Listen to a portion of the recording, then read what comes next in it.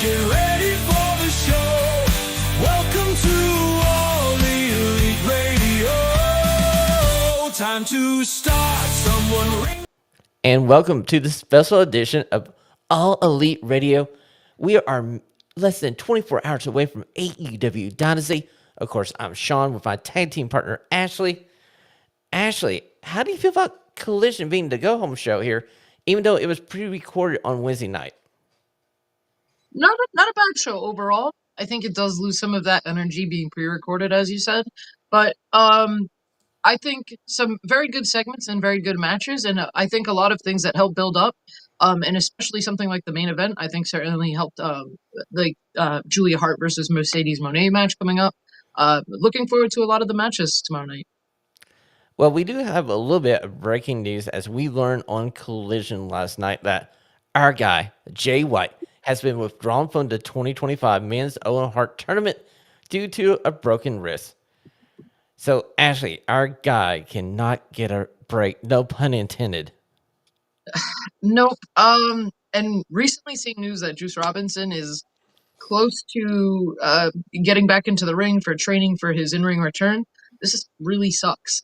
These guys have not been healthy and on the same page in quite some time, and it's led to virtually nothing being able to be done with the Bang Bang Gang. I know they used to be one of the most over groups in AEW, and the crowd always supported them. And they just ran into a series of injuries. First, it was Juice, then it became the Gun Brothers, Jay White, and he just kind of like in a rinse and repeat cycle here now. Yeah.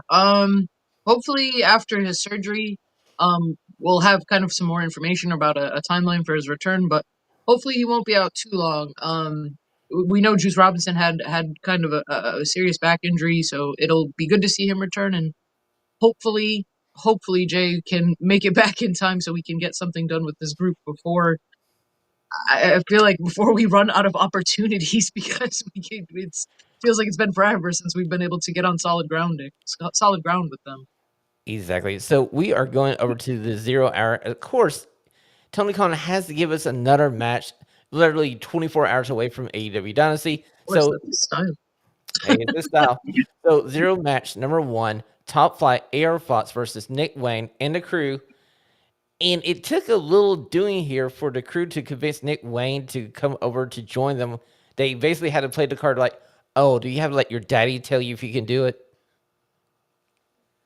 Yeah.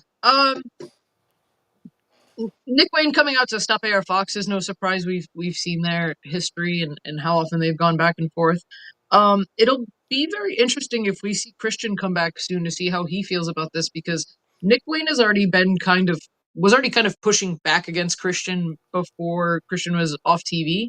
So it'll be interesting to see if he comes back to see Nick Wayne teaming up with these other two guys who sort of have been playing like Nick Wayne's loyalty to Christian against him.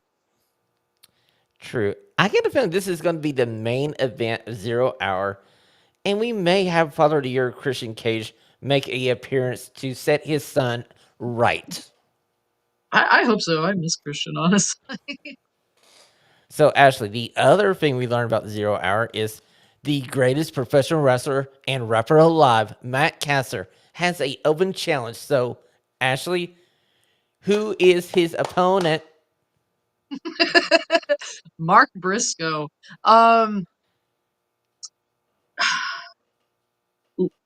This gimmick is, I love it. Like, I love everything Max Caster is doing. And I said a few weeks ago, like, he's a perfect heel. He continues to be perfect in this heel. And even as he cut his promo tonight, he sort of like broke and laughed a little as he's trying to get the crowd to do the "Let's go Max" chant. And like, he knows how ridiculous it is, and it's so funny that it's ridiculous. It's working. The crowd's reacting to it, and it's becoming like quickly the segment I'm almost looking forward to the most every week. It is really becoming my favorite segment on Collision, and I want to see this guy just keep on losing for like another month and a half. But I got a feeling tomorrow night on 0 hour, we are going to get Anthony Bowens to be the person to answer the open challenge, and poor Matt Caster is going to get another loss. It'll be good to see that too, because Anthony Bowens has been sort of getting like a bigger reaction every week as Max Caster comes out, cuts a promo, sort of derides Anthony Bowens a bit. You've seen the crowd react more and more to it, and I think he'll get a good reaction. And coming back to again beat up Max Caster, and we can watch him get another beatdown. I think everybody will go home happy after that. Is this a win-win situation? Every time you see Matt Caster on his back looking up at the lights. It's always a great time to see who's going to come out to beat him up next. Very true, very true. So we're on to the main lineup for Dynasty.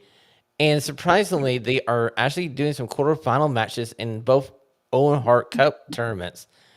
And I was hoping we get this match. I just didn't know we were going to get it so freaking soon. It's Will Ospreay versus Kevin Knight for the men's Owen Hart quarterfinal match 1. Now, Kevin Knight is the replacement for our boy Jay White.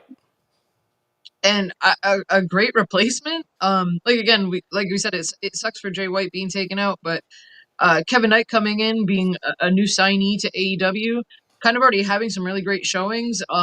Teaming up with Will Ospreay this past week and everything, he looks great. So to see him go one-on-one with Will Ospreay, I think he's going to turn a lot of heads to a lot of the AEW fans who may have been unfamiliar with him. So I can ask you, Ashley, who is going to carry the day here? Or do we use some outside interference from the Don Callis family to maybe help whoever takes the L in this match? That could be an interesting possibility.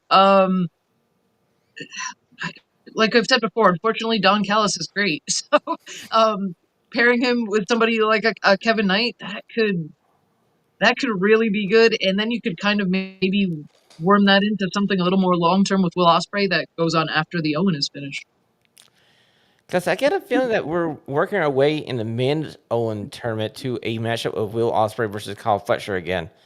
So that's why I'm feeling that we either get a little bit of a Don Callis run-in here, or we see Kevin Knight do a great performance, but this comes up oh so short to babyface Will Ospreay.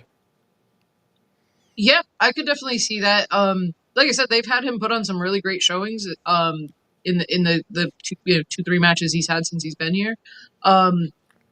Hoping that we'll see him and Ospreay tear it down tomorrow night. I gotta say, this is my early candidate for match of the night. So we'll move on to the next match we have to talk about. Another quarterfinal match in the men's tournament as Kyle Fletcher gets the draw of Mark Briscoe. This is an interesting one. This is two very different styles. Well, we saw Kyle Fletcher have to do with the Stone Pitbull on Collision last night. Now he gets somebody who's tough as nails in Mark Briscoe. So not an easy weekend for Kyle Fletcher. No. But he's certainly up to the task. We've praised him every week. He's looked fantastic every week. He's only getting better and better. This is going to be a good one. Mark Briscoe, it feels like it's been a minute since we've seen him in something a little more high profile. So hopefully we can kind of carry this momentum for him too after the match. Well, I was wishing he had a better draw because he draws Kyle Fletcher.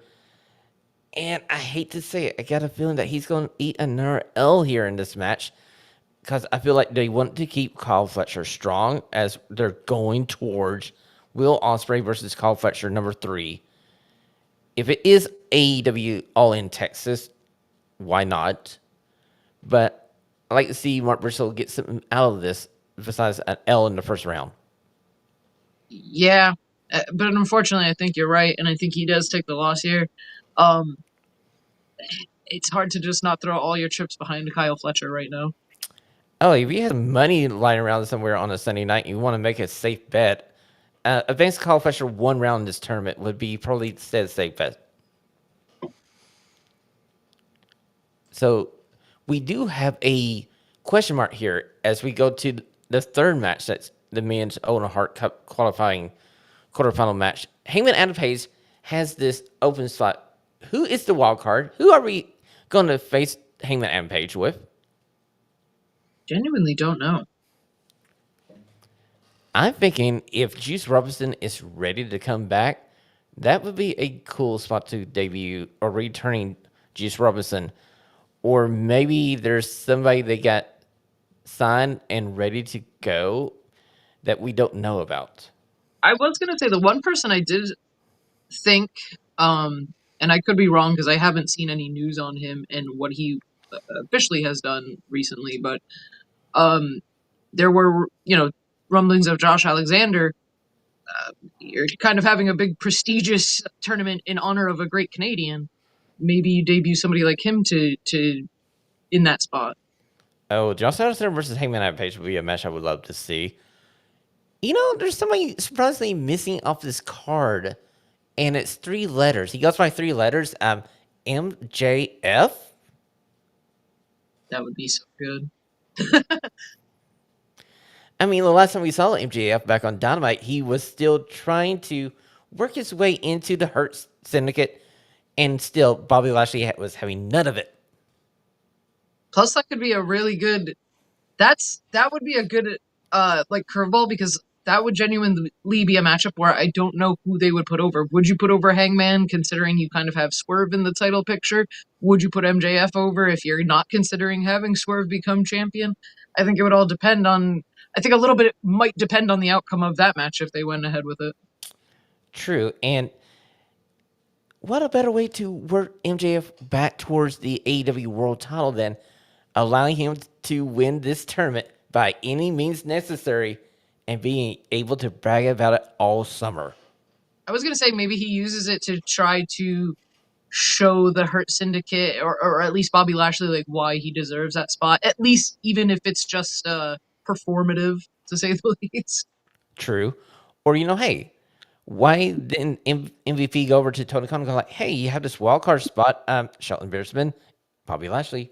Maybe we see one of them do double duty on this pay-per-view. I could see that. Especially like Shelton Benjamin versus Hangman Adam Page, like sign me up immediately. I'd be like, take my money, Tony Khan, please. Take my freaking money. Yep. So we'll go over to the women's Owen Hart quarterfinal match as we saw, or we'll see Mercedes Moné versus Julia Hart. Now, the main event of Collision was Hardy Cameron, Mercedes Moné versus Athena and Julia Hart. This was a dang good main event. It got me excited for the pay-per-view tonight. And I got a feeling that we're going to see the CEO advance over Julia Hart, even though Julia Hart probably deserves this win over the CEO. She's had some good showings. I don't think they're gonna give her the win over Mercedes Moné by any means, but she's absolutely shown out and she's looked great since returning from injury. Again, like another one that feels like she hasn't lost a step at all. Um, like you said, the main event was great. It's nice to see the ladies again getting the opportunity to main event a show. Um, and like Athena, Athena, like put all the belts on her. Have her and Mercedes fight over all the belts. I don't care. Like, have her be the one to beat Moxley. I don't care at this point. Well, it's interesting because if you look at the Owen Hart Women's Tournament bracket, Athena and Mercedes Moné cannot meet in the final. They can only meet in the semifinal. So I would say I think they might be heading that way. And I love Harley Cameron, but she definitely drew the short straw having to face Athena in the first round. yes. Facing the mini overlord in the first round is not a way to be successful in this tournament whatsoever. Mhm. So we'll move on to our first of many title matches on this pay-per-view, as it's the AEW Trios titles match, as we have rated FTR, kind of somewhat back on the same page as we left Collision last night, versus the Death Riders. Yeah. Cope and Dax come out to save cash during the scruffle there with the Death Riders. They don't get too far. They get beat down too. So I mean, they do help Dax up eventually after he gets beaten up. They hug it out. I still feel like we could be headed for some implosion with them though. Honestly, I feel like we're going to see the implosion tonight on the pay per view, and Yeah, the implosion of FTR will cost rated FTR the opportunity for these trios titles, and the Death Riders will retain their trios championships. I'll have a different opinion about the world title later on in the show, but for right now, Death Riders are 1-0 on the evening. yeah, I agree. Um, I'm not exactly the hugest fan of it either. I feel like we should be doing more with these titles. They don't. I don't know. They don't really feel like part of much of anything. It doesn't even feel like they're not really even mentioned much. It's like being like it feels like they're only mentioned as the trios champions when a trios titles match come up. Exactly. What does it do for the Death Riders to have these trios championships? Because you hardly ever see them carrying them out to the ring with John Moxley. Right. They're following like his example, I guess, per se with the Moxley not carrying out the world title. But it does feel weird to have essentially four championships that you have on your show not being featured at all, and now for months. True, because honestly, these trio titles, if you had them in the 0 hour with that match between AR Fox Top Flight versus Nick Wayne and the crew, that would be an interesting AEW Trios title match. Yeah, like you said, like they're not doing anything specifically in the trios division, and I guess that's why it doesn't feel great. Like, even tonight, we saw Cash Wheeler versus Peck in a one-on-one match. More often than not, we're getting them in singles competition, maybe in a tag match here and there, and at least often trios matches. So to have them as the trios champions sort of feels anticlimactic at the moment. I agree with you, Ashley. So the next title match we're going to be talking about is the AEW Tag Team title match. It's our team, the Hurt Syndicate. They hurt people versus Big Bill and Brian Keefe for the Learning Tree. Ashley, is this the evening that we finally get the start of the Big Bill babyface run? I hope. I hope, please. um, as long as we can start to move them away from Jericho, Big Bill away from Jericho, everybody and anybody away from Jericho. I don't know. I hope they go that route tonight. I think Big Bill, uh, barring just his verbal spat with MVP last week, where I think he got obliterated, I think has been a standout, and I think he's very over with the crowd, and I think they have to pursue this. I think they have to. And if there's another match I would bet a large sum of money on, it would be this match and the Hurt Syndicate retaining their AEW Tag Team titles. Yeah, I agree. I don't see Lashley and Shelton losing these belts for a little bit yet. Definitely. I don't think this is the team that you let the Hurt Syndicate lose to. I feel like the Hurt Syndicate has more business to do, more people to hurt, and we're just here for the ride. It's gonna be a fun one.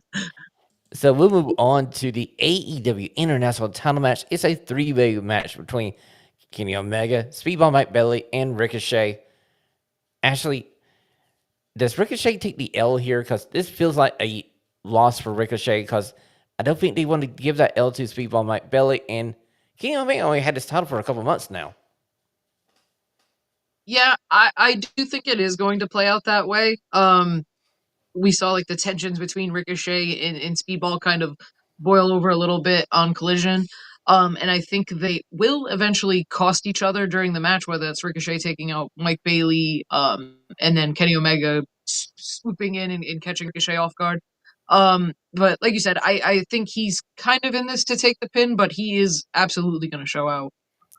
And this is going to be another contender for match of the night for me because I feel like these three gentlemen are going to go balls to the wall.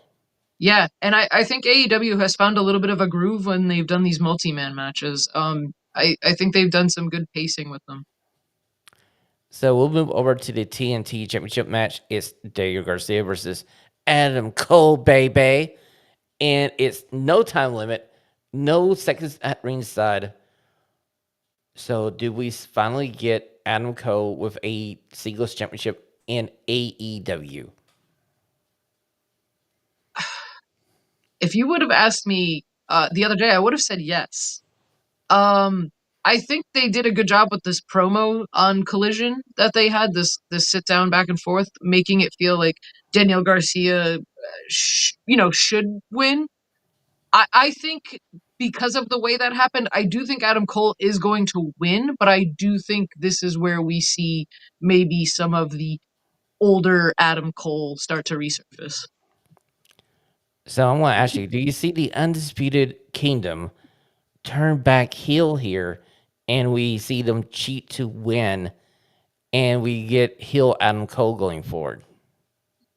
I think we're gonna start down that road. I don't know if we'll go right out, full 180 for Adam Cole right off the bat, but I do think he is going to turn back to being a heel. I do. I got a feeling that they need it. I mean, this title run, we already talked about Dan Garcia's TNT title run, was not the greatest title run in TNT title history. No fault to Daniel Garcia. No. I feel like we needed to have this title on Adam Cole, let Daniel Garcia go off to do something else, and wrap him back around to maybe the Continental or the International title. Yeah. Like you said, kind of an underwhelming run, but mostly a run marred by like tag matches and it sounds crazy to say, like kind of marred by the Continental Classic because he went through the whole tournament without defending the championship really. Um I think they do a bit of a reset with Adam Cole, put the title on him, and like you said, you can always loop him back around. He's usually a candidate in the Continental Classic, so I think maybe having him and Brody King kind of battle it out for King of the Continental Classic, as they've both been multiple year competitors, would be great. Very true. And I mean, granted, Daniel Garcia can never have a bad match, and this would be another match of the night contender here. Oh yeah, this is going to be a good one. I think Adam Cole is. I think he's going to have a good showing in this match. Okay, so we're moving on to the ROH World Title match. It's title versus mask, and this is your match of the night, Ashley. This is the one you cannot miss. I know this is the one. Um, a match that I hope Bandito wins. I hope the stipulation makes it that Bandito wins. Um, just need Chris Jericho off my TV for a while. Like, just an extended period of time. Well, I think the stipulation in this match really throws it to one way. It needs to be Bambino beating Chris Jericho to get the ROH title, and we get to see Chris Jericho just implode with the learning tree, and we spin him off to Chris Jericho versus Big Bill in some kind of feud that totally destroys the learning tree. Have Gravity come help his brother. There's reason there. You've had Gravity on Ring of Honor. It's not the most far fetched thing. Have Gravity come out and help him. You've already got the rest of the learning tree tied up, tonight in a match. So give Chris Jericho a taste of his own medicine. Very true. So we'll go over to the AEW Women's World Title match. It's timeless Tony Storm versus Megan Vane. So my question to you, Ashley, are we taking the title off of Tony Storm and giving it to Megan Vane? I'm booking. I'm never doing. Tony Storm is my forever champion. Um, I don't think so. I think Megan. I think this is something meant to put Megan Bain on the map. I think she's gonna have a great showing. Um, I think Tony Storm though. I think people are just too into this character right now for her to drop this title so soon. Okay, so I'm thinking that we're going to see Penelope Ford cost Megan Vane here to prolong this feud just a bit longer. Like you said, I feel like this is just a showcase for Megan Vane, and we need a way to boot this another pay-per-view. So why not have the sidekick to Megan Vane come down, try to help her win the match, it costs her the match, and we go on to Double or Nothing. Yeah, for sure. Definitely, you could do something like that. Um, it's nice to see Penelope being involved in this scene. So build her up and get her a match on the next pay per view as well. So we have made it down to the AEW World Title match. It's Jon Moxley versus Swerve Strickland, and we left Dynamite with Swerve Strickland getting beat down yet again. But before that, did I just see Heyman Adam Page and Swerve Strickland kind of make up? I wouldn't go that far. Um, they definitely had a moment, that's for sure. And I know the take on the Death Rider stuff has been very lukewarm. But I think a lot of people have been very happy with the Swerve Strickland versus Jon Moxley build. Um, I'm very excited, and I think Wednesday night was like a great like 1-2 of kind of leaving me wondering like who do I actually think will be the champion, because last week we talked about it and I would have bet money that Jon Moxley was going to win this title. I didn't really feel like it was Swerve's time right this second, but the back and forth with Hangman, then the immediate uh you know post match, like beatdown stuff with the Death Riders and stuff, left me really wondering that they might pull the trigger with Swerve. If you're planning to rerun Hangman versus Swerve, maybe you do something with this and Hangman tries to help out Swerve tomorrow night. See, last week I was thinking Heyman and Page would come down here and interfere on the behalf of the Death Riders to guarantee Swerve Strickland would never carry that AEW World Title again. Then we backtracked to Dynamite and the little argument they had, like, you broke in my house, you burned my house down, you deserved it. And Swerve Strickland goes, I know. And you just see Heyman and Page go like, what? And Swerve Strickland goes like, I know. And there's this moment where you see an epiphany in Heyman Adam Page, and he's so annoyed that Swerve finally made a gesture towards an olive branch or something, maybe, and he just storms off. Yeah, he definitely stormed off angrily away from his feelings. That it was so good. That was a great segment, and it's crazy to see like these two guys have done some of the worst things to each other. Swerve Strickland did some terrible things even before his feud with Hangman, with Darby, with Sting and everything like that. And it's so cool to see this side of him and to see like this side of him showcased like this where he's being vulnerable and he's like, yeah, I messed up. Like I messed up. It's nice to see them kind of show Swerve knows that Hangman didn't do anything wrong. So I got a feeling that Swerve is going to win your AEW World Title tonight at Dynasty with a little help from Heyman Adam Page, and it may be inadvertent help. Then we get to see Heyman Adam Page be even more annoyed with himself as he's the one to yet again help Swerve and get the title. Yeah, and then like I said, you got him in this tournament. I don't know if you pull the trigger. We've had unexpected winners in the Owen before, but if you have Swerve win, I think you have Hangman win the Owen. You could boot Hangman and versus Swerve. You have that as your main event. That's gonna move tickets for AEW right now. That would be a nice main event for All In Texas, and that would be about where it should be if we're going back to revisit the feud between Swerve and Heyman and Page. And somehow, some way, we need to end the chapter of the Death Riders. I'm sorry, I'm just tired of the Death Riders. It was a nice concept at the beginning, but I feel like they lost the plot of the story halfway through it. So let's just go ahead, wipe the slate clean. Let's go back to Swerve as our AEW World Champion. Yeah, the Death Rider stuff has certainly been a roller coaster. It started off really strong, kind of lost some luster, sort of found its way again, fell back down really hard again.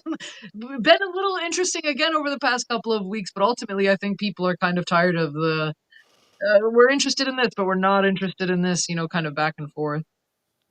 Well, if I had Will Smith come on my screen with a little virtualizer to wipe my memory over the last 4 months of this, I would be perfectly happy, okay? Let me tell you.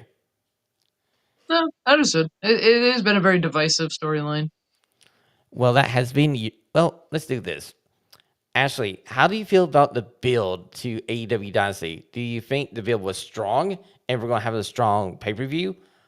Or are we in for another disappointing main event? No, I think we should be on track for a better main event, if only because of the in-ring competition. That's no slight to Copeland or anything. I just think Swerve is kind of on a different level right now. Um, I do think they've done a good job building almost every single match on this card. There's a few here and there that i.e. Chris Jericho and stuff that could have been either done on a different show or somewhere else along the line. But I'm really looking forward to the main event. The women's matches are going to be a highlight, I'm sure of it. And the tournament stuff should be great. Yes, this should be a great AEW pay per view coming up.